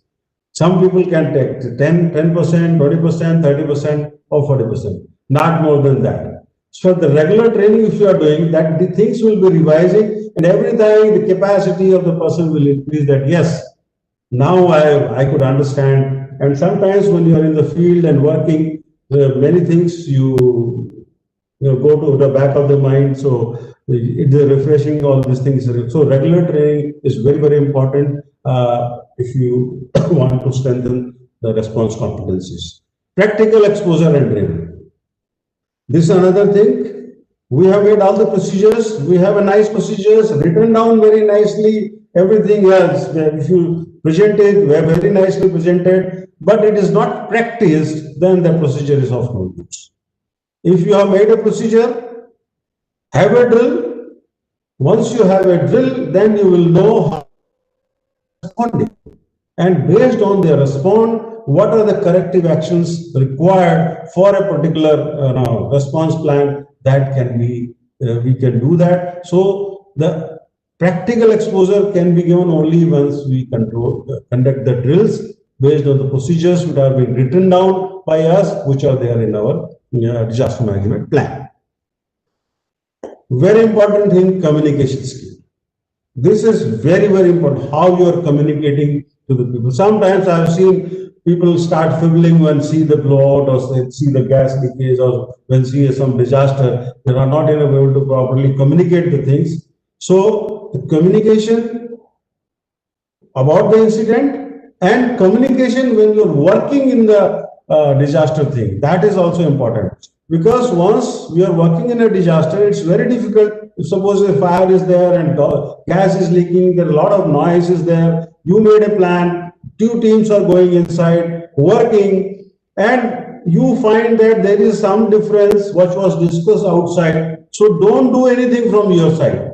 Don't add anything or don't delete anything. If something you find is different, then please come out from that side. And once the other team will see that you have come out, they will also come out and again discuss it and again go back and do it. Sometimes what has happened, what is happening, which I have seen very practically, that we have decided that we will do this, these are the procedures, these are as per the plan. When you go inside, start doing, there are 2 teams or 3 teams working, and the one team finds that what I have been told is not there, there is something different. So they start doing with their thinking that let us do it like that. Please, please don't do that. Because you don't know the implication of that, what effect it will have on the other team working there. So if you find there's any difference, because their communication will not be there because a lot of sound and fire, so you come out, discuss again and go back. So that should be very clear in everybody's mind, that no addition, deletion in the plan when you are working at the site. It should be done with all the team members and the head of the command or head of the crisis management who's there.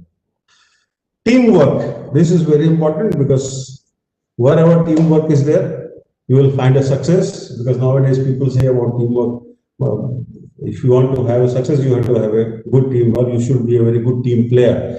So sometimes people don't, they individually they are very good, and when they start working in the team, then they say, oh yaar, isme to main fit hi nahi hota hu. So aisa nahi hona chahiye. You all should be trained in such a way that if you have to work as a team, you should contribute there. Don't think. Sometimes what happens that people say, oh, I am a senior person, I know everything. No, please come out of those kind of things. You might be knowing many things, but there are few things which may not be known to you. So the other person who is in the part of the team, listen to everyone, work, and decide and work as per the plan. Another is a physical fitness, which is important because if you are working in any situation like this, you should be physically fit. Otherwise, it is difficult to work in this kind of situation. So friends, I think with this, I end my presentation, and anybody has any questions, because I have told the practical point of the things. Well, we have a lot of procedures and things available. Disaster management procedures is already available. We go that, but unless until we practice all this, it is very difficult to control this kind of disasters effectively and efficiently. So with this word, again, I thank NIDM, and I welcome all the participants if you have any questions. Thank you. Thank you, sir. Thank you very much for presentation, sir. So there are a few questions that has been raised, sir. First, yes, sir. The first question is, sir, suppose, sir, after execution of pipeline establishment, if there are some construction near and around the construction areas, what can be done in such situations, sir? See, if there is any construction going on, definitely we should supervise that, and the people should be told that these are the line. We have a ROU for that. I think Garg has also told about that. ROUs are there. You can't construct on these pipelines, because we have seen that pipelines goes about 6 feet below the line, the earth on the surface, and people start constructing on that. And they say, if you say the pipeline, they will just say, okay, theek hai, chalega, ye line chala jayega. But if that pipeline leaks, because you know, at a different area, different thickness pipelines are there, different schedule pipelines are being used. If over a period of time, if that line leaks, definitely it is going to give a nightmare to us. So it is always better, if any construction activity is going on around the pipeline, it should be supervised, and the people should be told that yes, this is dangerous, and these kind of vulnerabilities are there with this pipeline. Yes, sir. And sir, there is one more question from Sri Hari Nair, sir. He wants to ask, sir, so now companies are planning to blend hydrogen with natural gas in the CGD network in future. So considering the impact of disaster, like, is it safe to blend hydrogen with natural gas? I think, see, hydrogen bhi utna inflammable hai jitna CNG hai. So definitely some of the equipments we may have to change or modify. Otherwise, there should not be any problem if you're using hydrogen with the gas. There should be safe. Only thing is our preparedness level will change according to this mixture, what kind of effect it can have. So accordingly, we have to design our system. So that is the only thing which you have to do. And sir, one last question is, sir, sir, what is the significance of member association response group mark in hazard management system? Member association group, I am not aware of the member association group, which is. Yes, sir. I was not clear, sir. I thought. So if I'll come across anything, I'll mail it to you, because I'm not aware of this. If anybody can elaborate on that, I'll. Mr. Raju. Yes, sir. Yes, sir. Yes, sir. I will just answer that one. Okay, sir. Regarding MARC, it's a mutual aid response group. Okay, okay, sir. Actually, I asked the participant, he has written me member association. Yeah, that's okay. That's okay. That's what I thought I should step in there. Yes, sir. Definitely, sir. Thank you, sir. The purpose of mutual aid group is limited to that particular area. Okay, where there is the expertise of people as well as sharing of the resources to manage the disaster in a shortest time and to avoid the further damage in that area. That is the purpose of that formation of mutual aid response group. Yes, sir. Yes, sir.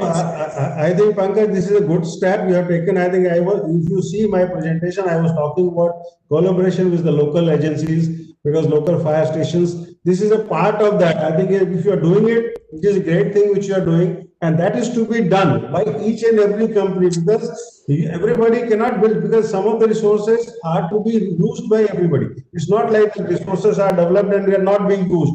So if you have that kind of collaborations, it is always better to mitigate any of the incident very effectively and efficiently.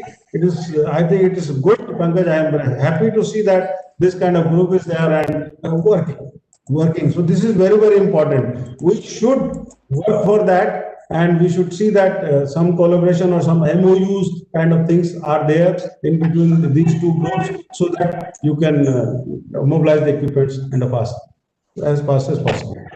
True, sir. True, sir. Thank you, sir. Thank you very much, sir, for joining us, sir. Thank you very, very much. Thank you very much. Yes. Okay. So with that, we have come to the last presentation. I will be making a very short presentation. Just let me share my slide. So I will be just discussing most of the things has been already discussed by our eminent speakers, where they have beautifully highlighted, and it is always a challenge to say something after such eminent speakers have already said. So I will just try to highlight what I will do is a few incidents that has taken place earlier, and also I would like to discuss what is the role of NDRF in such situations, and also what are the new, what is the role of Ministry of Petroleum Gas, and what are the some of the few future scopes that from my perspective I will just try to highlight in very short time, because of time constraint also. But before we move ahead, I will just, Dr. Harjit Kaur, I think I am audible. Yes, sir. Thank you very much. So before we move ahead, it is my duty and mandate to share this information that please wear your mask properly, wash your hand regularly with soap and water, avoid touching your sensitive parts, keep social distancing, and please clean surface regularly, because the fight against COVID-19 is not yet over. And please, no carelessness until there is a cure. So moving in quickly to our topic, we know, India is the third largest energy and oil consumer in the world, and fourth largest importer of liquefied natural gas, and the demand for petroleum products is estimated to reach 244 MT by 2022. So we can see what is the growth in this sector. And also present of natural gas in the energy mix of the country is around 6%. The aim is to increase to 15% by 2033. So talking about different disaster risk reduction, a disaster risk reduction is systematic approach to identify and assess and reducing the risk, which was very rightly highlighted by my previous speaker also. And it aims to reduce the socio-economic vulnerabilities and other hazards that trigger them. And oil and natural gas sector is highly hazardous. We know that handling highly flammable petroleum products and which operates a very high temperature and pressure is very crucial part, and which needs to be taken care of. So if we talk about industrial, different industrial hazard, industrial accidents results in release of hazardous materials usually occur in a very commercial context, such as mining accidents or different ore sector. So they often have an environmental impact, but may also have hazardous effect for the people living in proximity. We just Manohar sir also highlighted that very beautifully. So if you talk about previous, this hazards is we are not talking in random, this has happened earlier also, in the inaugural session, Professor Surya Prakash also talked. The Bhopal disaster, also referred to as the Bhopal gas tragedy, was a gas leak incident on the night of 2 to 3 December 1984, where at the Union Carbide Indian Limited pesticide plant in Bhopal, Madhya Pradesh, India. And this Bhopal disaster, it saw the release of dioxins into the neighboring environment, seriously affecting large number of people. So it is probably considered as the world's worst industrial accident to date. Or you take the example of 2014 GAIL pipeline explosion on June 27 at Andhra Pradesh, where in GAIL's Tati Paka pipeline, which was built in 2001 to move the dry natural gas to the Lenco power plant. transported gas, as also water and like condensed coming from ONGC well. And there was a corrosion in the pipeline, and which leads to gas and like condensed leaking to surface, where later on, like one of the tea stall, he light the stove, and which subsequently resulted in fire.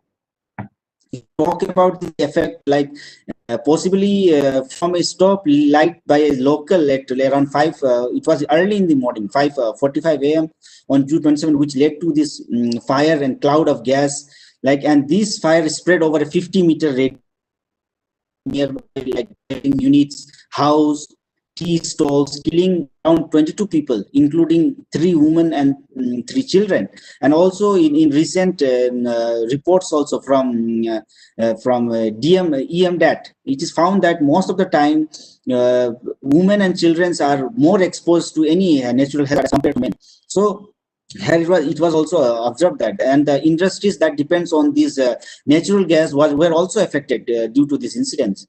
And the industries and it was after the analysis, it was suggested that the industries should use all safety equipments and use of new technology instruments such as e-nose to identify the leakage of gas should be implemented. Such were the recommendations that came up. And also, if you talk about the, there has been several other significant also, like you talk about the Visakhapatnam gas leak in 2020, where also known as the Vizag gas leak, which was also an industrial accident that occurred at the LG polymer chemical plant. And this also took place in the early morning of the 7th May 2020, and the resulting vapor clouds spread over a radius of around 3 kilometers, affecting the nearby areas of the and the villages. And as per the NDRF, National Disaster Response Force, the death toll was around 11, and more than 1,000 people become sick after being exposed to the gas. If you talk about this disaster, this is not limited to India. You take the pipeline incidents that take place, in different. We have the similar situation. Like take the example of Belgium also. In 2004, there was a major accident. In Canada also, there are a series of accident that took place. Similarly, in China also, Kenya, Mexico also, see a number of times the incident has taken place. The Nigeria or Russia, United States. So there is a pipeline accident is nothing new. It is taking place in different countries also. So we need to observe. We need to take as many precautions as possible. So just talking about in 2020 only, in 2020 itself, several incidents such as Bagjan blowout, Assam fire incidents, or in Vizag, or or in Guwahati also fire, Hazira plant, Gujarat. Different incident took place in 2020 itself, and subsequently, Honorable Prime Minister Sri Narendra Modi ji, they reviewed the situation of the 18th June 2020 of the Bagjan blowout, Assam, and issued direction for training on disaster management. And subsequently, MOPNG was requested to direct all its training to institutes to include disaster management training in the regular training curriculum in consultant with NIDM. And also, if you talk about the role of NDRF, the responsibility of managing disaster in India is that of the state government, but the nodal ministry is the central government for managing of natural disaster, is the Ministry of Home Affairs. And when calamities of severe nature occurs, the central government is responsible for providing aid and assistance to the affected state, including deploying at the state request of armed forces or the central paramilitary forces and NDRF and such communications, air and other assets as are available and needed. So talking about NDRF, this NDRF is an Indian specialized force constituted for the purpose of specialized response to a threatening disaster situation or disaster under the Disaster Management Act 2005. And talking about their role, they have both their proactive deployment during and implementing disaster situations, or they have they do regular drillings and they acquire new skills and upgrade their existing ones through continuous training. And like they have their activities in non-disaster period also, like to impact basic and operational level training to state disaster response force, or to assist in community training and preparedness.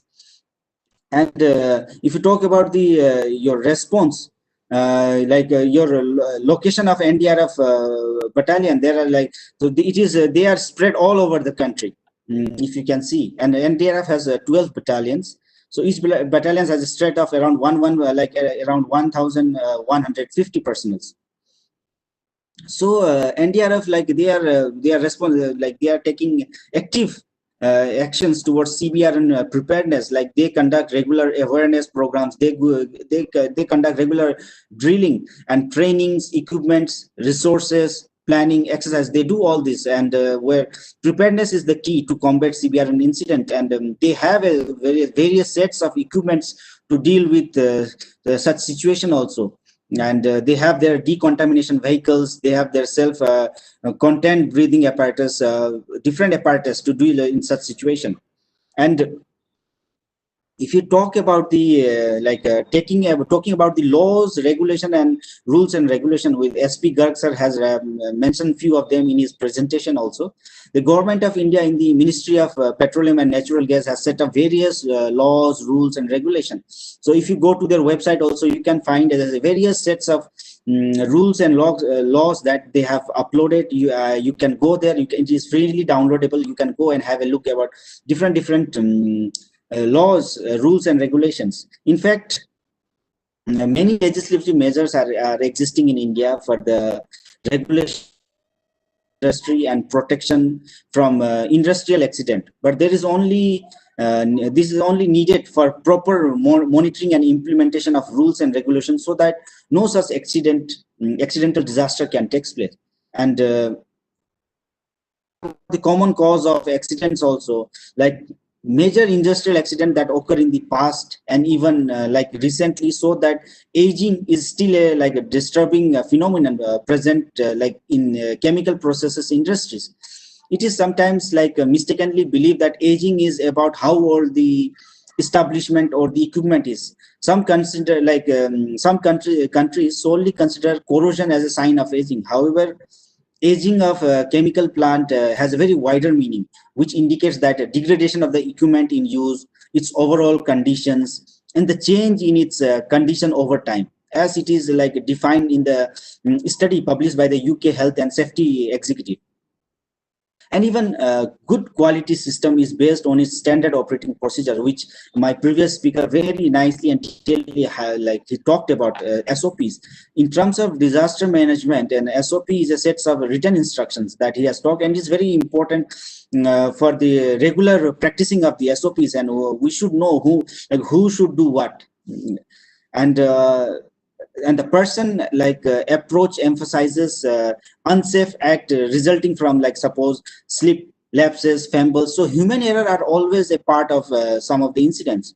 So the person approach blames the act that lead to accident on human failings, such as forgetfulness, also inattention, also poor motivation. All these things can sometimes result in human error, or knowingly or unknowingly. So this thing needs to be we need to consider these points also. And defect in design is also one of the common cause of accident, and for that we need to regularly check, regularly increase and do innovations in science and technology, which is also highlighted in PM 10-point agenda point number 5. And also poor coordination between different departments within the companies is also one of the factors, and also irregular and improper maintenance. And accident in transportation also, in sometimes that can also be a factor. And natural disasters, they are always there, because natural disaster, take the example of the Fukushima nuclear disaster. The accident was started by a earthquake and tsunami on 11th March 2011. On detecting the earthquake, the activity of the reactor automatically it was shut down. Their normal power generating fusion like real reactions. So because of this shutdown and other electrical grid supply like problem also arises, the reactor electricity supply failed, and their emergency like diesel generator automatically it started. So it was okay up till that. So critically, like crucially, these were again required to provide like electric powers to the pump that circulate coolant through the reactor cores.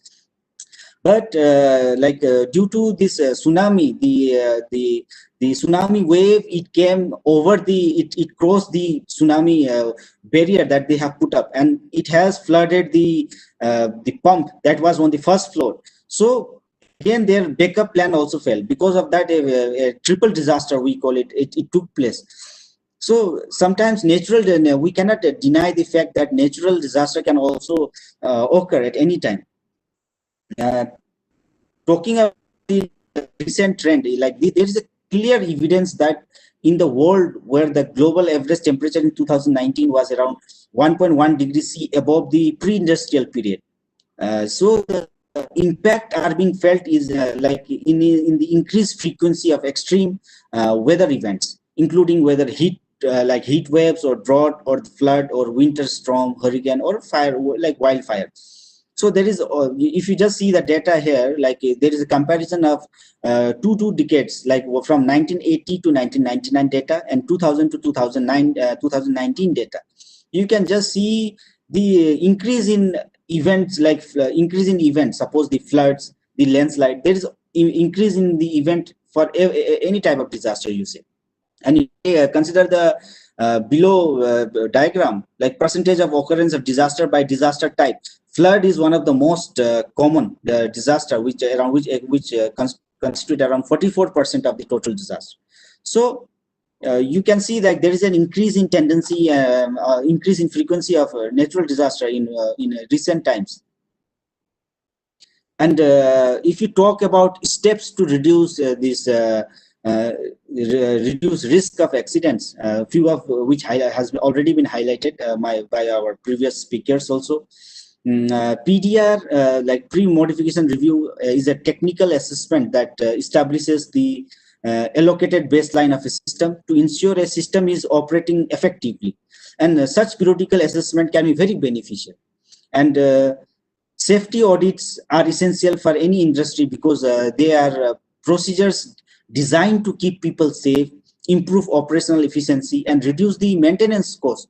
And the findings are used to improve safety, help with equipment scheduling, and like set budgets, and among other things also. And the purpose of carrying such safety audits is like establishing whether the company is in compliance with safety regulations and identifying weaknesses and deficiencies if their safety programs and processes. And if in safety audit identifies like different level of risk in any particular areas of an organization, such safety audits can help the workplace to become safer and improving the organization health and safety procedures by allowing like additional funds for that particular department or sector. So this can be one of the most important steps. And also SOPs, like enough has been said about the importance of SOP. And the main purpose of this is the mandatory drill also, because is to mock drills should be done regularly. And the development of increase in public awareness about hazard and the understanding of disaster risks are very vital element in any comprehensive strategy for disaster reduction. And public awareness should be conducted through all possible means, like including start from the school levels, because sometimes children are the most important teacher to the parents, because sometimes what they learn in the school they share with their parents when they get back home. So including from schools, in particular through the media and other officials like public media or our regular televisions or the professional communication means, at all level of society we should try to aware people about all the disasters. And also like development of disaster management plan in accordance with the NDMP, National Disaster Management Plan, mainstreaming DRR disaster risk reduction and resilience strategies in all development activities of the sector is also very important, will play also a very important role in the long run. And site-specific strategies for disaster preparedness, prevention, and mitigation is also important. And we need to enhance the capacity of stakeholders engaging in this hydrocarbon sector and practice disaster prevention during normal period for effective management of any impending crisis is also very important.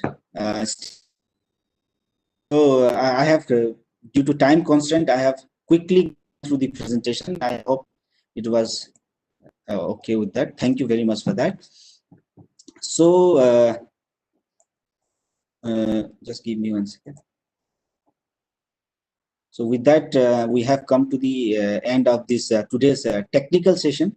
So moving on to our valedictory session, I will just check whether if Professor Surya Prakash sir is there, if he can say a word or two in the valedictory session.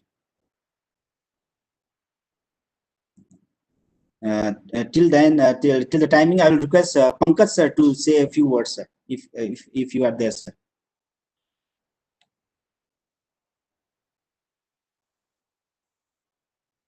Thank you, Mr. Raju. Yes, sir. I think the purpose which I have shared in the morning is that purpose is met, and the dignitaries are the eminent speakers which you have brought, Dr. S.P. Garg and Mr. V.P. Mahevara. They are the eminent leaders in their field, and they have really shared the practical experiences which they have encountered during their working period with their respective organizations, and they have really developed their systems to the world-class level also.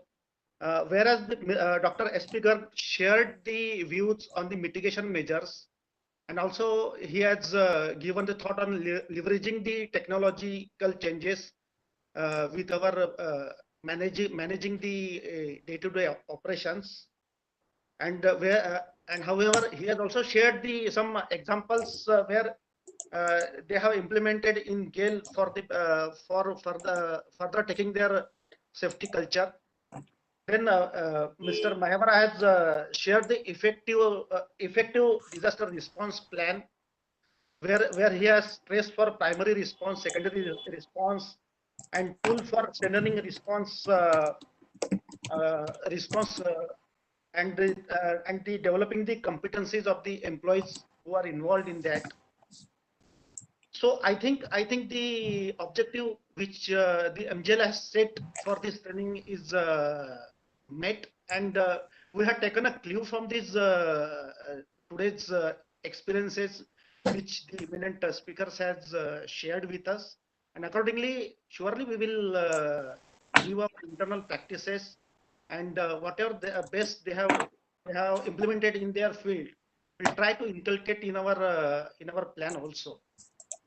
So I thank NIDM and the presenters for today's webinar, and we are really overwhelmed with the thoughts and experiences which they have shared with us. So thank you. Thank you very much, sir, for that wonderful concluding session, sir. So with that, we have come to the end of today's webinar, and in the end, I consider it's my privilege to propose a vote of thanks. So first of all, I wish to express my sincere gratitude to Major General Manoj Kumar Bindal, ED NIDM, for his encouragement and support to organize this webinar. And I must express my deep sense of appreciation to our beloved Pankaj Pathak ji sir also, who despite his busy schedule was here throughout the session to encourage all our participants also. Thank you very much, sir, for that also. And I must mention our deep sense of appreciation for our distinguished speakers, also Sri S.P. Garg ji, and also our Mahavajar sir ji, and also Surya Prakash sir, who is the chair of this training program. for encouraging us to conduct this training program. And we must, for any training program to be successful, role of participant is also very important. So we are thankful to all the participants also. We were joined by more than 300 participants. So I hope everybody has some key takeaways points with them through this webinar. And I hope these key takeaway points they would like to discuss with their colleagues, with their families, so that we can further disseminate the information that was discussed in this webinar.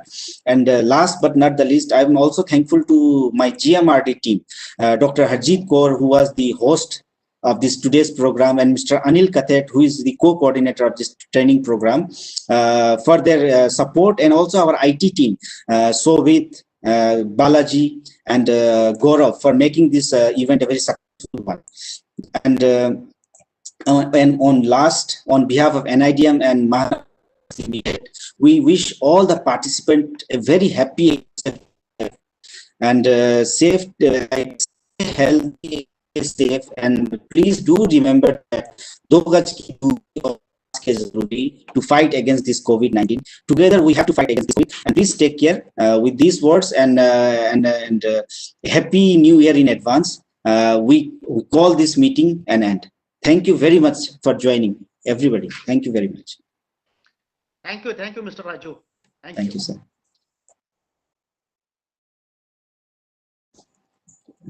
Dr. Harjeet Kaur, have you? I think and one more request for all the participants. We have shared the feedback link. Please give your feedback. In the chat box, we have shared the feedback link. Please give your feedback, whatever you have, so that we can improve our webinar or training program in the future. Whatever feedback you have, please do give your feedback in the feedback link. Thank you.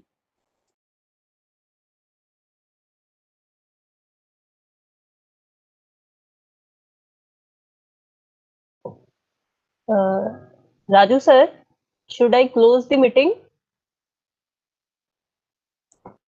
No, ma'am, let the participant fill up the feedback link for 2 minutes. After 2-3 minutes, we can close the meeting.